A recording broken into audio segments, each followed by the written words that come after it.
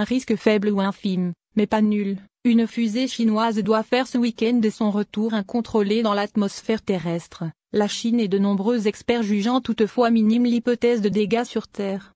Le pays asiatique a placé le 29 avril sur orbite le premier module de sa station spatiale, grâce à une fusée porteuse Longue Marche 5B, le plus puissant et imposant lanceur chinois.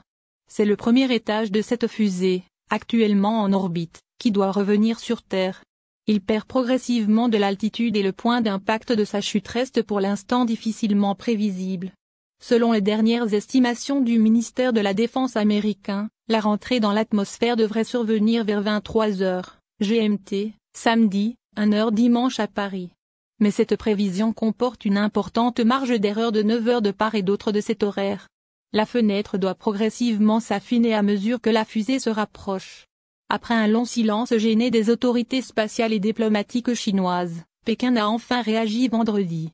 La majorité des composants de la fusée seront brûlés et détruits lors de la rentrée dans l'atmosphère, a assuré Wang Wenbin, un porte-parole du ministère des Affaires étrangères chinois. La probabilité de causer des dommages aux activités aériennes ou aux personnes, constructions et activités au sol est extrêmement faible, a-t-il assuré lors d'une conférence de presse.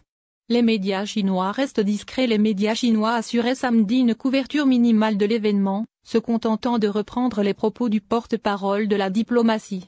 Si des parties de la fusée restent intactes après être rentrées dans l'atmosphère, il y a de fortes chances qu'elles s'abîment en mer, car les océans occupent 70% de la surface terrestre.